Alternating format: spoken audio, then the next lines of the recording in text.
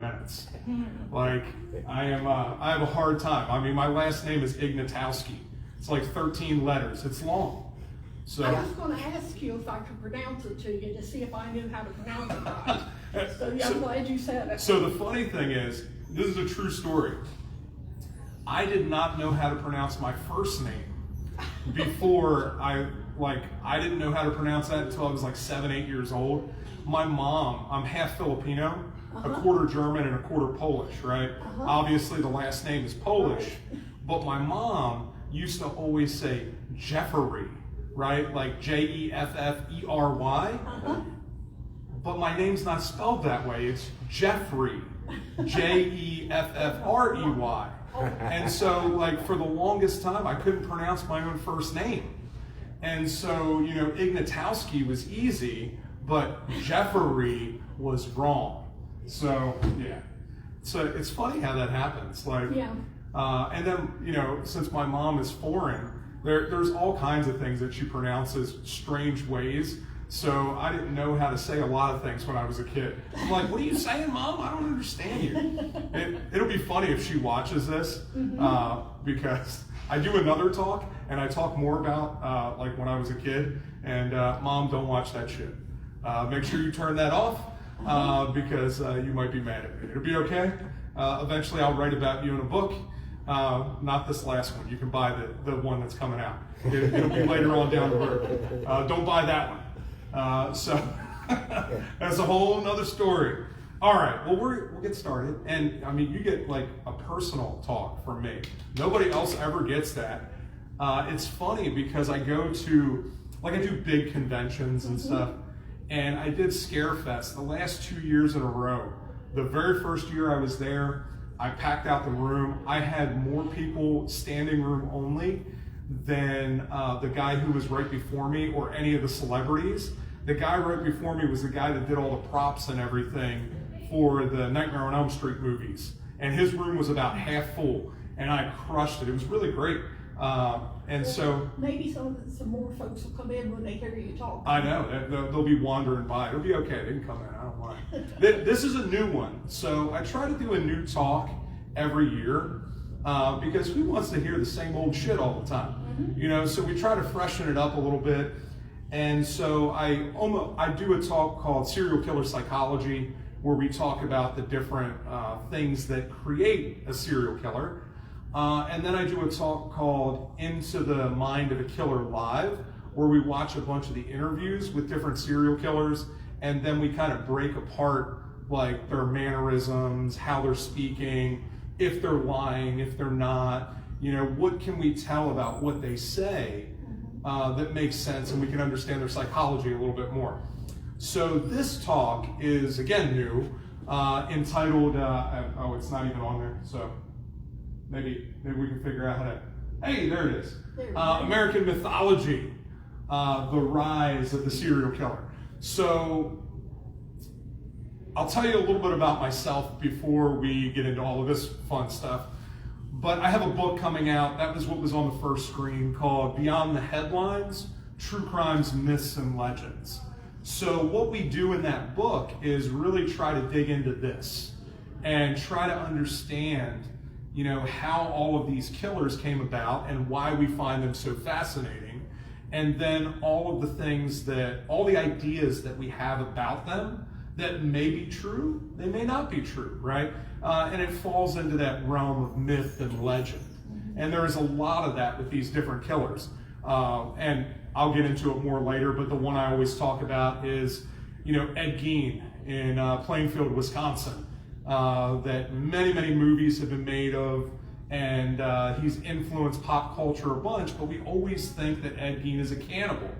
Ed Gein never ate anybody, right? So it's one of those things that falls into that myth category that everybody believes a certain thing because one cop said, oh my God, he ate all these people. And then everybody believed it after that, but Ed himself said, I never did that.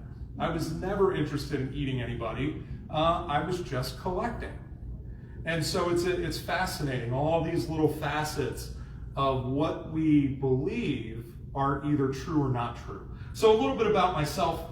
I worked for the Department of Juvenile Justice in Kentucky for about 12 years. I worked at a children's home for 4 years, and then I worked in another program for 8 years. And so a lot of my psychological training came in the form of working with youth.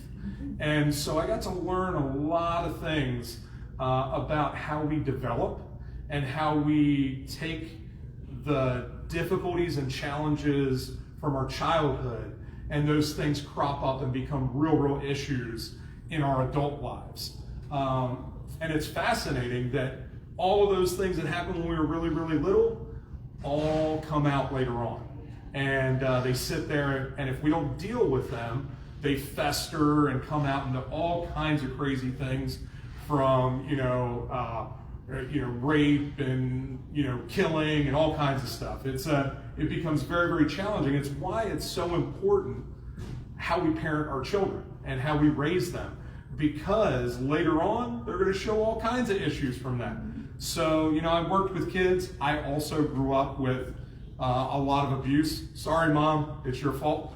But I grew up that way, and so I really dealt with a lot of difficult things growing up, and that colored how I interacted with everybody else around me.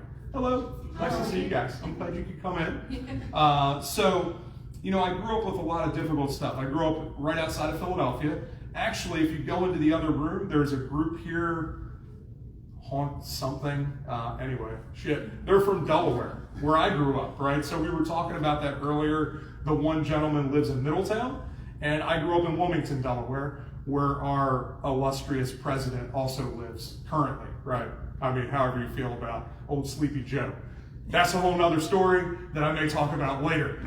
But yeah, so I lived there. He was a terrible senator when he was a senator, and he was a senator of my state. So that's a whole nother story. There you go. So I grew up there. I also worked as a corrections officer for a time. So I worked in a jail. It was a county jail. If you know anything about how the prison system works, county jails are places where everybody goes, from mass murderers to people that are late on their child support, right? They all go there to be held over until they go to the penitentiary. So you get a crazy mix of people in a county jail as they're awaiting trial and awaiting sentencing. So they could be the nicest people, or they could be real pieces of shit. So I dealt with all kinds of people when I worked there, and it was an amazing experience. I got to learn a lot about how to manage people. And I remember one time I was working, and there was a race riot that was going to happen that day. And I get in the morning. I work the morning shift. And I come in and I walk in, and there's white guys on one side of the room and African-American guys on the other side of the room. And I'm thinking, uh-oh, this is going to be a bad day. So I went in, and I happened to know both of the leaders of both sides. And so I went over and I said, hey, y'all know I only work until 2 o'clock. How about y'all go work out and do whatever else you want to do today until I go home? I don't care what you do after I leave. Just don't do it while I'm here. And it was really nice that they respected me enough that they didn't. They didn't do shit while I was there. Everybody did their own thing. About 20 minutes after I left, there was a huge brawl in there. And I was like, well, thanks, guys. I appreciate that I didn't have to do any of that paperwork because that is a nightmare. So, yeah, so I really have been around this stuff all my life. I grew up, my dad met Manson in the early 60s, so I've always been fascinated by true crime. My dad also was good friends with Angelo Bruno, who was the boss of Philadelphia. So half of my family, even though I am not Italian at all, is all married in Italian. They all owned restaurants in the tri-state area. They were all fronts for the mob in the 70s. So, like, I have an Uncle Sonny, I have an Uncle Primo. Like, I grew up right in the middle of all of that stuff. So, it has always kind of been around my family. I've always been fascinated by it. So, with that upbringing, I created Killers the Card Game. Killers the Card Game, I have it on my table, is a game that really I try to spread the awareness of the fact that there are people around us that have deviant behavior all the time, right? We encounter them at the grocery store, all kinds of places. And sometimes you would never know unless you're just aware of the type of people. And I often tell people, when you get that gut feeling, like, you should listen to that, because your intuition is the best radar for anything. Whether we're talking about paranormal stuff or we're talking about how you feel about people around you. Trust your gut. Don't put any of those red flags to the side, because you see women do it all the time, right? You're dating a guy that, well, he wasn't controlling, but like he wanted to make sure that you were wearing the right thing every time you left the house, right? That wasn't a sign. You didn't know that immediately, but we all get blinded by whatever. And so trusting that gut intuition is really, really important. So I mentioned the book earlier. The book comes out July 2nd. It is currently on pre-order. So if you come to the booth, I got a big sign over there. The pre-order link is up there. You can go check it out. So we're going to get started here. American mythology. You know, we live in a world, and I'm jumping ahead of myself, but I know when I was a kid, I was fascinated by Greek mythology, right? Hercules and Zeus and, you know, what was that movie? I should write this one down. But there was that claymation, like that clay stop animation that they had. Oh my God, me and my dad used to watch it all the time. But you know, they were going around collecting like the thunderbolts and stuff. I loved that movie when I was a kid. I need to add that in here. All right, so myths, legends, and mythology. Starting off with the definitions, a myth is a popular belief that has grown up around something or someone. So, really simple, right? We all have those local legends, right? Those local myths. I know my dad was one of those. My dad used to go around by the name of Dmer, and he was like the local legend around, like nobody could whoop him. He'd rip out your eyeballs and everything. And so as a kid, I wanted to be that guy. So I spent a lot of time as a kid doing badass shit so that I could get a reputation like my dad, right? I always try to follow that. But that is it. He never ripped anybody's eyeball out, even though everybody talked about it, right? They might have seen him gouge somebody's eye one time. But then all of a sudden, there's a story about, man, did you see that guy, Joe Barry, ripped that guy's arm off, right? That's how that stuff happens. And it happens around everybody. And the more popular of a figure you are, historically, the more that stuff happens. All of a sudden, there's all these local myths about what you did and what you didn't do. You know, always that badass guy that fought off 30 people at the bar. He probably punched one guy in the face and he fell down and then got arrested, right? But all of a sudden, it becomes a real big thing, and there's all this mythology around it. So legends are a traditional story, sometimes popularly regarded as historical but unauthenticated, right? All those legends about, you know, that we believe about these people, that there might be some basis in reality, but nobody knows for sure. Like there was one guy in the room and he did all of this stuff. Nobody can account for that. Now I'll tell you this, we live in an age where everybody's got a phone, right? Everybody has a camera, and you can't get away with that shit anymore, right? It is one of the reasons why people get caught. Like killers get caught a lot of the time because everybody has a camera, right? You can't go to Walmart today and not be on 13 different cameras and they know exactly what you bought. Like, so don't go and buy the duct tape and the rope, because they'll know when you tie somebody up and kill them, they'll be able to pinpoint exactly when you were in Walmart, exactly what you bought, and where you took it after that, because they got in the parking lot, they know what car you drove. And don't forget the shovel. Absolutely. You got to make sure you have the shovel. You borrow that from a friend, right? That way they go to their house. Just saying. You steal that from the shed. All right, mythology is a collection or study of myths from a particular religious or cultural tradition. So like when we talk about Greek mythology, we're talking about the Greek culture and what they believed about all kinds of things. All right, so speaking of that, we're going to get into ancient mythology. Maybe. There we go.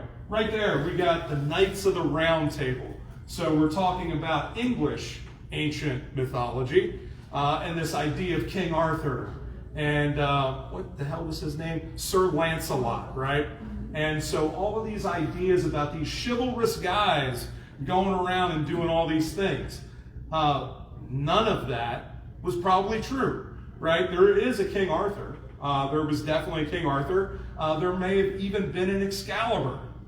But the knights that went and did all these things were all myths and legends that have been passed down to all of us. And that's one of the things, and I forgot to mention this, but these myths and legends are typically found in cultures where there's oral tradition, right? Where you talk to somebody and then they take the story and they tell somebody else. Now, if you've ever played the telephone game, right? We all know that that shit goes horribly wrong. And at the end, somebody said something completely different from what was originally said.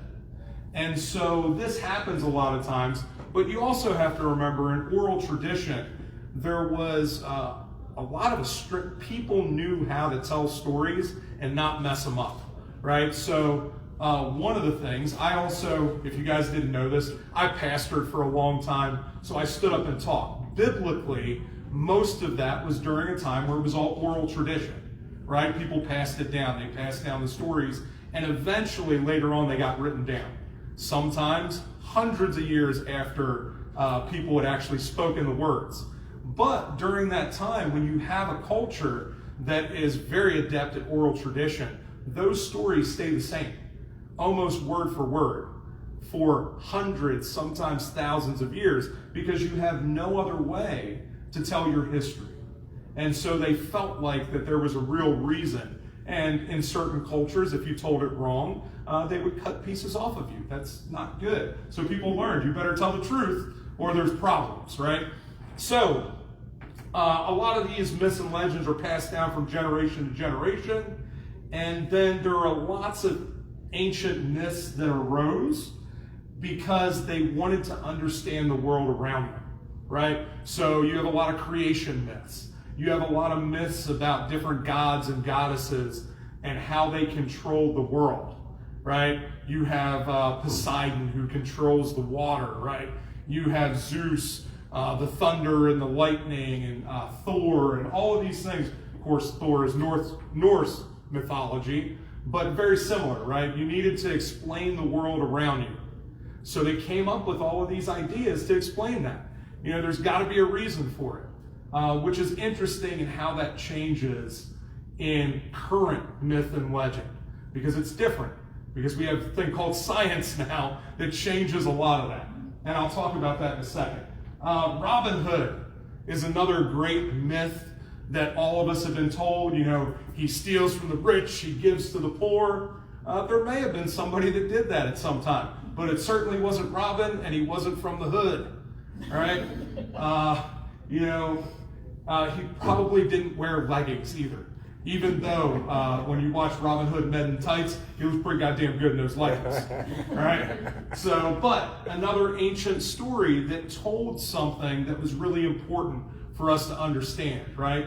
We needed to understand that these people that are at the top are robbing us, and we need to get a little bit of that, right? So it was a very important story for them to feel like, hey, I don't have shit, and I'm starving, and somebody's going to come and help us, right? And I'll tell you that that is not far from the truth in where we live right now, right? We live in a society that is struggling, right? There are a lot of people out there that are hungry right now because inflation has gotten crazy, and maybe we need a few Robin Hoods to go and steal from the rich and give to the poor. Please do not have the FBI come to my house. It's funny because I met somebody who works in the Department of Homeland Security a couple months ago at a convention. And they said to me, "Oh my God, I'm surprised that I don't know who you are yet." And I was like, "I'm glad that you don't know who I am yet. Like, please don't put me on any watch list." So she sent me a message the other day And she said to me, she said, man, I've been telling everybody about your game and the stuff that you're doing. And I said, shit, how many lists am I on? So I thought it was really funny. All right, last one in ancient mythology. Right there is Zeus and the pantheon of gods and goddesses. I'm sure Dionysus is on there somewhere. And when I was a kid, I thought that stuff was fascinating. I thought it was really, really cool. You know, you had that Kevin Sorbo show, Hercules, The Legend Continues, right? And I thought that show was shit. I never thought Kevin Sorbo looked like Hercules. He would not be my choice. You know, who was it that in the 50s and 60s played Hercules? I can't remember what actor that was.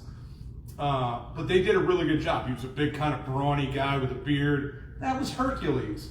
Tall, long-haired dude, not Hercules. Right? I don't know where they came up with that. I hear that Kevin Sorbo is a really nice guy. I have not been in any conventions with him.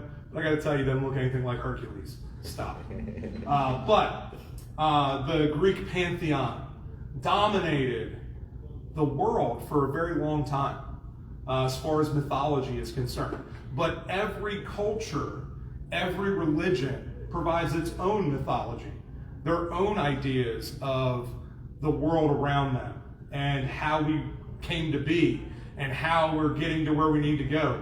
All of that stuff is very, very important because it gives us a few different things.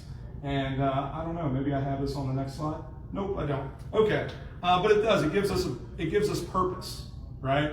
It gives us a reason for doing what we're doing. You know, people that are really involved in religion feel like they need to go and proselytize all kinds of people to get them in the religion, right? That's how that works. But it gives them purpose. It gives them meaning. We're a people that need more. And so here we have creation myths going into this. You've got a few of those. You have young earth creationists out there, which is interesting because when I was pastoring, I was in that group of people. I mean, I'm not far from that now. I think it's an interesting theory, but these are all theories, right? None of us know for sure because nobody's come down and said, hey, this is the way it is. My dad used to tell me that all the time, and I think I understand it better now than I ever did before. He laughs at me when I come to like paranormal conventions because I don't think he believes in ghosts or anything. And he says, you know, nobody's ever come back and said anything to me. And then I'll be like, but Dad, you remember when you were talking about like you asked for something and then it showed up? Like, how did that happen? And he's like, yeah, but I don't believe that was anything like that. I'm like, all right, man. So then he was like, he went in for heart surgery, right? He had a quadruple bypass. And he was like, I was in the room and my mother came and talked to me. That's a ghost, right? She's dead. She's been dead for 15, 20 years now. And you talk to her, but you don't believe in ghosts? Yeah, no, I think it was the medication.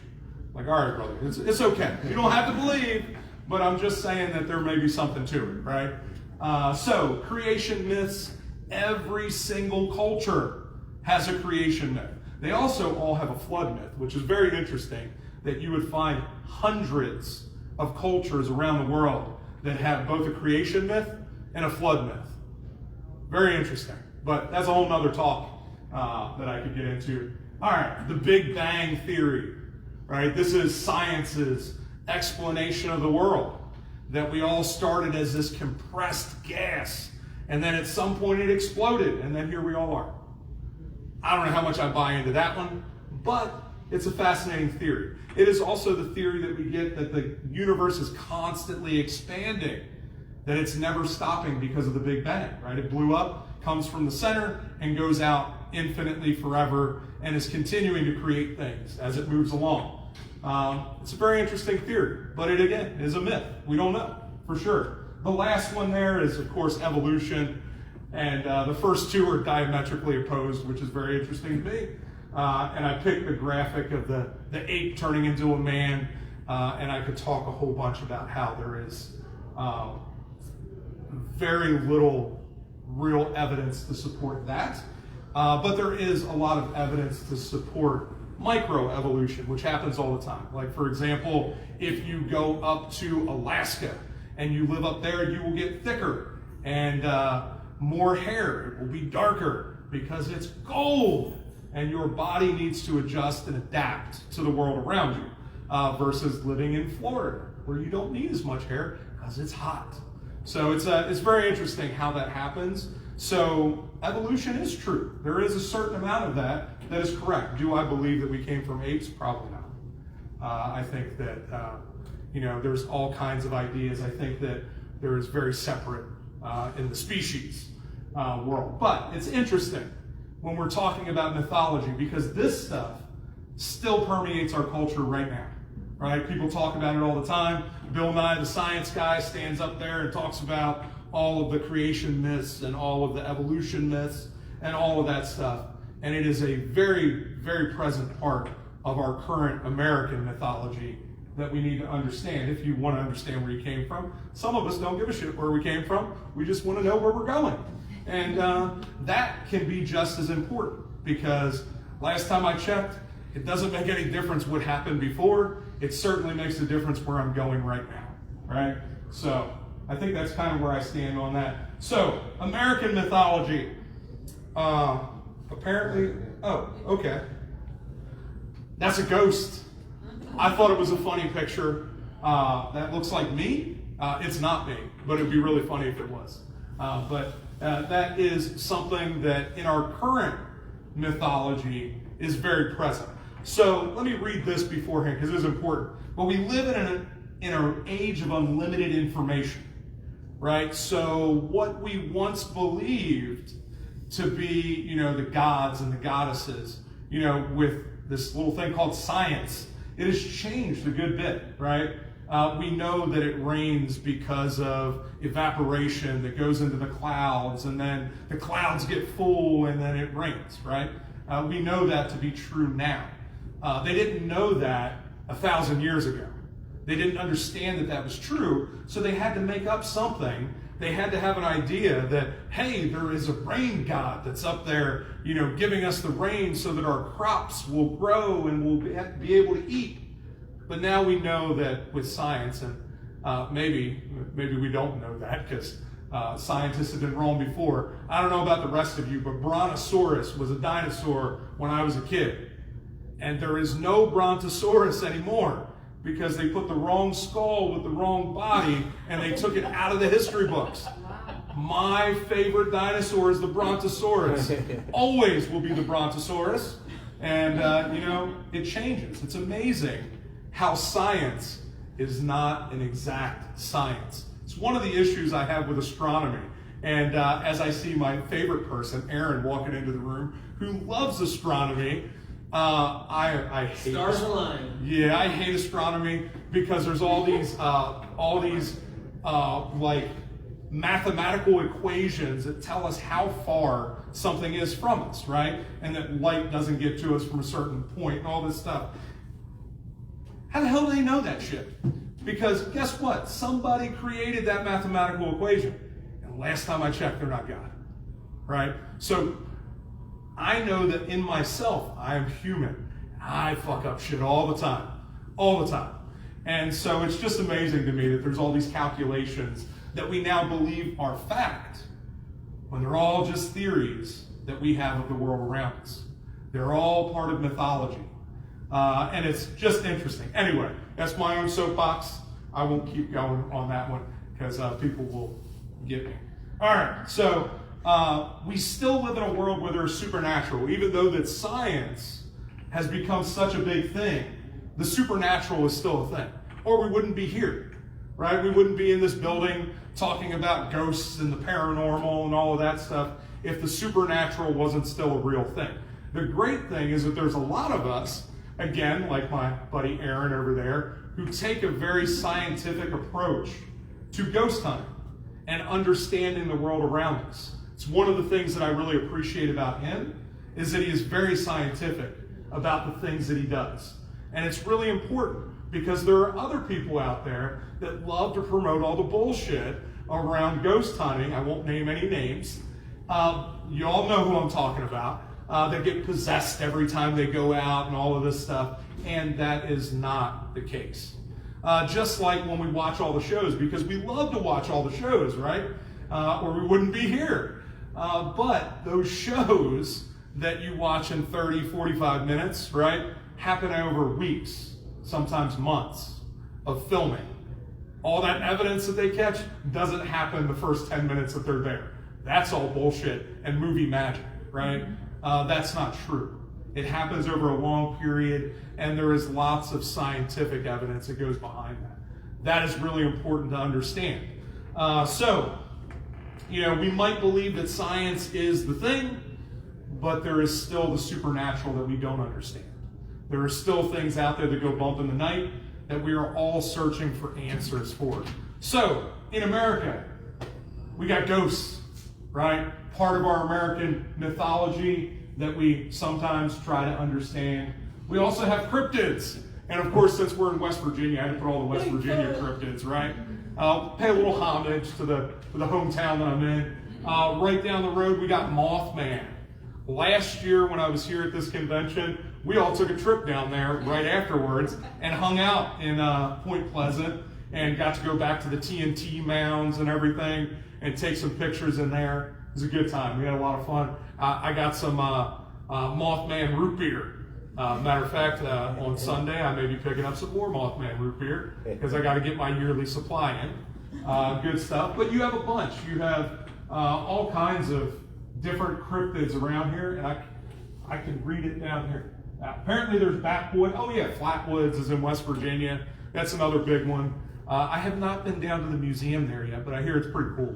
I need to go check that out at some point.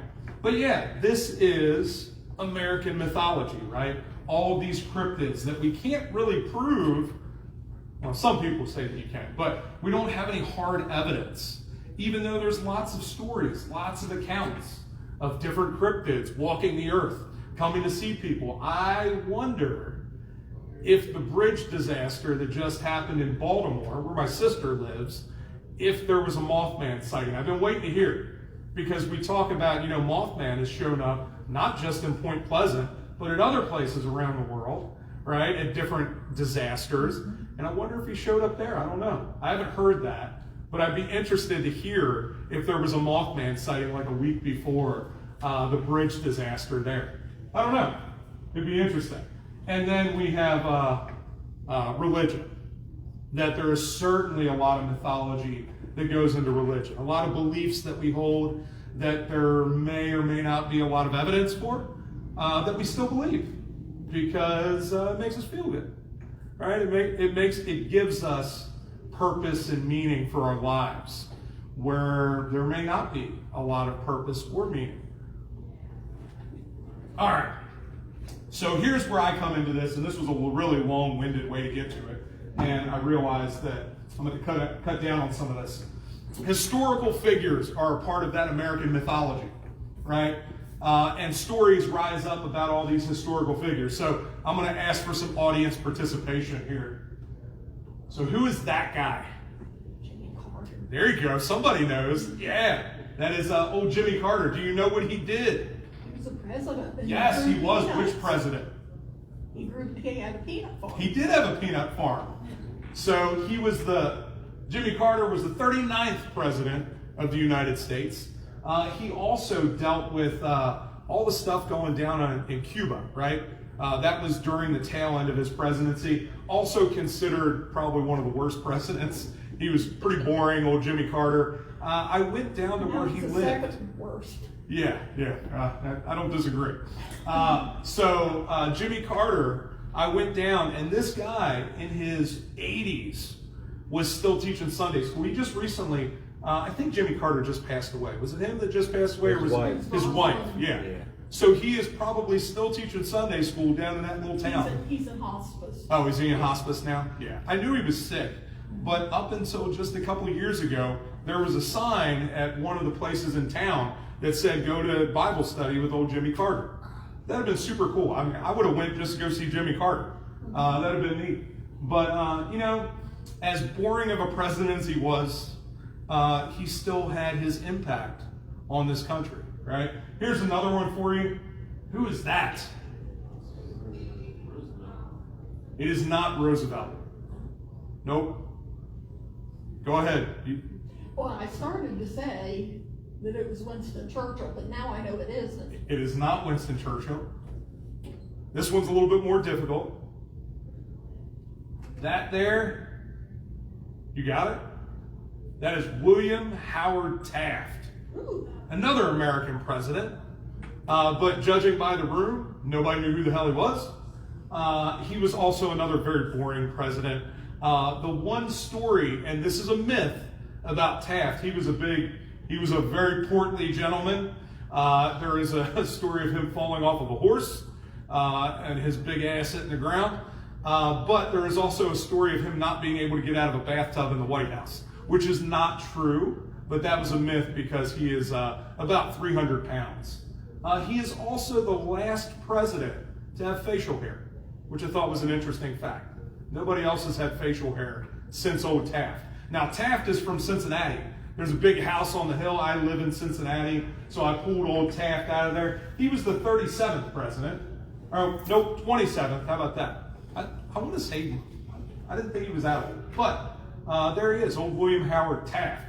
Now, who is this guy? Okay, he just died this last week, right? So everybody in this room knew who OJ was, right? That is the famous picture, you know, if the glove don't fit, you must acquit, right? Yeah, that's OJ Simpson, right? And there's a whole bunch of memes going around right now that, you know, hell is a better place now because OJ is in it, and, you know, all of this stuff. You know, now OJ knows who the real killer was because he's now dead, right? So just funny. But if you notice, not a whole bunch of people know who Jimmy Carter is. None of you knew who Taft was, but everybody knew who OJ was. Now, why is that? Right? We live in a time where we remember people not because of the deeds that they did and the good stuff that they did, but we understand them because of all the horrible shit that they did. Because I guarantee you, very few of us remember OJ because of how good of a football player he was, right? What we know is that he almost cut off his wife's head, right? And killed Ron Goldman. Of course, he was never convicted of that. He got off, but then he got beat up in the civil case and ended up writing a book, which I have, you know, Why I Did It, which is unbelievable to me, right as soon as the statute was over. What time is it? Give me a time check. 11:37. Okay, good. I got time. All right. I was like, I see people looking in. I'm like, oh shit, maybe that's the next guy. I thought maybe I was past it. But we remember people because of all of that stuff. We live in a time where the media is very, very negative. And they show us all the horrible shit that goes on. And that's what we're ingesting constantly. So our American mythology has gone from, yay, this is why everything was created, to, hey, this is all the bad stuff that's going on, right? This is who got killed here, that's who got killed there. And we remember things like, there was a study once done that talked about when somebody says something bad about you, it takes 13 times more to remove that one bad thought and to get them to believe that you're a decent person after that happens than if there's a million good things said about you, right? Because we forget that stuff. We wait in our culture for the negative shit to happen, and then we like latch onto that and believe that that is who a person is.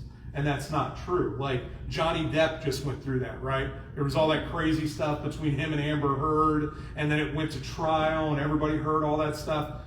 Johnny Depp's still dealing with stuff from that. Now, he's also not the best guy in the world. I mean, the guy was doing drugs with everybody and their brother, and, you know, was in trouble because a lot of the stuff that he said, he was inebriated when he did it. So, you know, not the best guy in the world, but, you know, was he as bad as Amber said? Obviously not, right? She made up a lot of stuff too. So why does all this shit matter now? Why does it even make a difference? Well, it still gives people purpose, right? Understanding the myths and legends around us still give us purpose.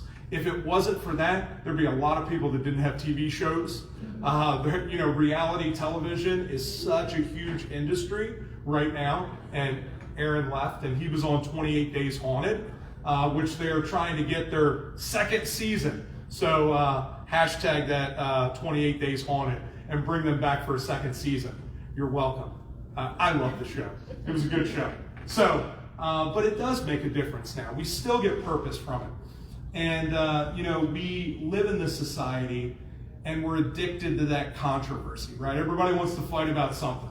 Whether it's, somebody said something that I didn't like, right? We live in that culture where everybody is at each other's throat all the time. Everybody's offended by something. I promise I offend people every time I talk, and I don't give a shit. You can be offended. That's your right. Be offended. It's also my right to say whatever the hell I want. That's why they let me do things. It's good. It's okay. Say what you want. Just don't be an asshole. And it's just fine, right? But it's important as we live in this age of controversy, and we live in this age where everybody wants to be in everybody's business, that it's important that we understand the myths and legends around us. And then we live in a society where everybody wants to know why, right? That's how serial killers get involved in this. People are intensely fascinated with true crime because they want to know why.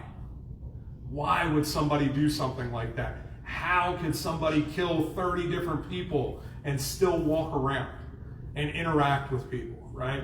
We want to understand. That's why people watch all the shows and all the documentaries. And I came from it from a very different place because I always wanted to know why I didn't start killing people, right? So I grew up with all the same shit and all the difficulties that a lot of those people had, but I chose not to do those things. Why is that? So my quest and my search, and the reason why I wrote the book is because I wanted to answer some of those questions. Why did I have all of the thoughts, but I never went out and did it? Which is different from what other people ask. And it's interesting.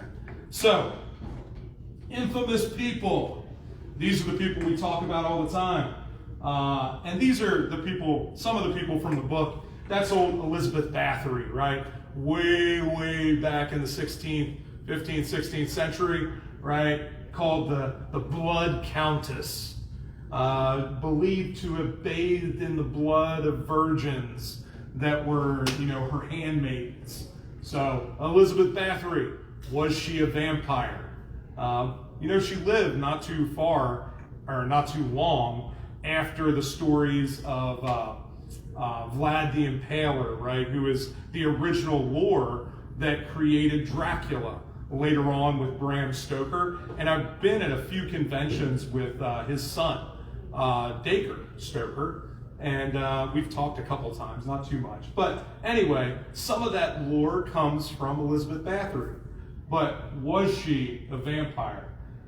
There is Jack the Ripper, right? And it's an interesting picture of Jack the Ripper because there is a theory that Jack the Ripper was a woman, not a man. Like, we all have this idea that Jack the Ripper was this guy dressed to the nines in clothing that he would go and wear to the opera with a top hat and everything. The truth is, Jack the Ripper probably looked like a dock worker. If he was a man at all. He may have been a woman. There's some evidence to suggest that, the anatomical knowledge that Jack the Ripper had was actually because he was a midwife and would have had all that anatomical knowledge to be able to take out the organs because they may have had to do that. And why did all these women allow this person to be so close to them if it wasn't another woman? I don't know. There's a lot of interesting ideas. And so all of this stuff is covered in Beyond the Headlines. But yeah, there's old Jack the Ripper, maybe a lady. Old Eddie Gein, I already mentioned that he was not a cannibal. But that guy, that creepy looking dude right there, has influenced all of horror to this day, right? Texas Chainsaw Massacre, Silence of the Lambs, Anthony Perkins in Psycho, all modeled after Ed Gein. Crazy that this little guy who lived on a farm in Plainsfield, Wisconsin, could have the effect that he has had in pop culture for decades, right? The ideas that he had. I met a guy this last weekend at a show that his dad worked with Ed in the mental hospital up in Wisconsin. and said that he was a really nice guy, right? When he was medicated and when he was in the asylum, where he loved to be, because he was finally around people that gave a shit about him, because the only person he had was his mother. He possibly may have even killed his own brother. Maybe, not sure. That's one of the things I cover in the book. But Ed Gein has influenced everything that we watch up until this day. Crazy. I wonder what he would think, he's long dead now, about his impact on cultural mythology in our world. All right, Ted Bundy. There is all this talk and all these ideas about Ted Bundy was such a great Christian family man. He grew up in this Christian household. And I am here to tell you that that is a bunch of horseshit. Ted Bundy had a terrible childhood. The guy didn't even know that his mom was his mom until he was, in college. That tells you a little something about their family structure, right? But Ted Bundy, who has charmed thousands of people, right? He killed like 30 or 40, maybe up to 200, right? We don't know how many people he actually killed. But that guy right there, charming the pants off all kinds of ladies. I met a girl one time. She told me that her and her family were at a restaurant. Her sister, and mom and dad were eating. Ted Bundy was at the booth behind them. And when mom and dad got up to use the bathroom, he came over and tried to pick up the 14-year-old sister. She said later on, when all the news reports came out about Bundy, she said, "Oh my God, that was the guy in the restaurant. If you guys wouldn't have been there, I would have went home with him. He was so smooth," right? It's crazy how that can be. And all of these people up there, right? They were all predators, right? And what does a predator do? They look for weak people. They look for prey. And one of the reasons why we need to understand all of this stuff so much is so that we don't become prey. Being prey is not good. That's bad. All right. So, Jeffrey Dahmer. That is probably the most infamous right now because of the Netflix series.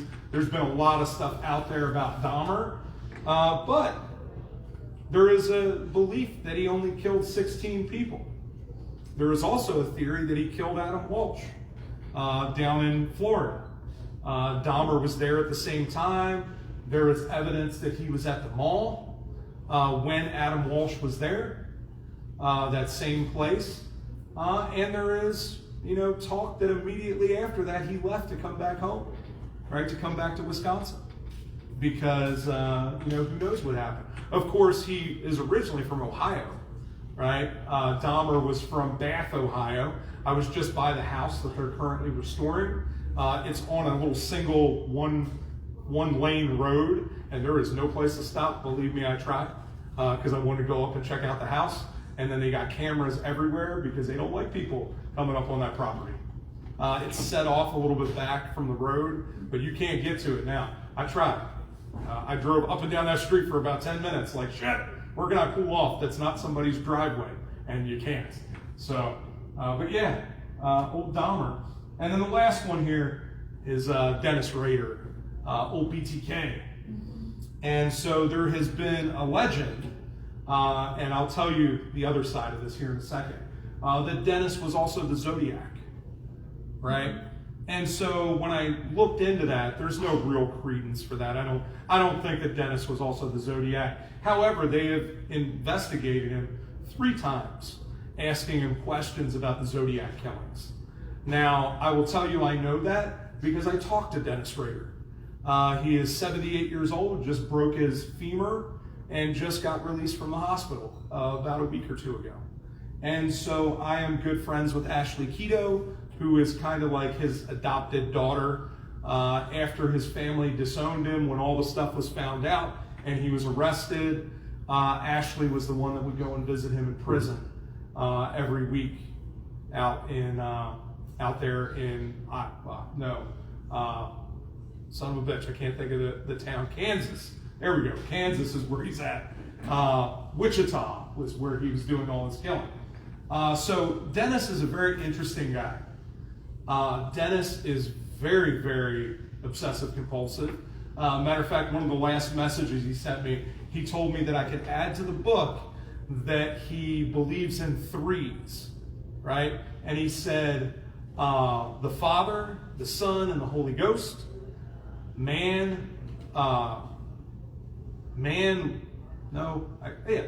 woman, child, and then he said, BTK, crimes, prison. And I was like, wow, that's very fitting, right? And he told me, he hasn't sent me this yet, but he said he was going to send me that he believes in a thing, I forget what it's called now. I don't know the word, but there's a term for it, where he sees faces in shapes. And he calls them the demons on his prison floor. And he does drawings of this stuff. And he's supposed to send me some of those drawings. I'm kind of curious to see it. But, fascinating stuff. But, Dennis actually told me that, like, the place that they have on his profile where he grew up is not the place that he actually was born. So I had to change that for the book. And so I actually, Ashley is supposed to talk to him in like a week or so, and she's going to play a recording where I read an excerpt from the book to Dennis. Well, I don't have my phone, or I would read it to you guys right now because it's kind of funny. But anyway, it talks a lot about how Dennis was,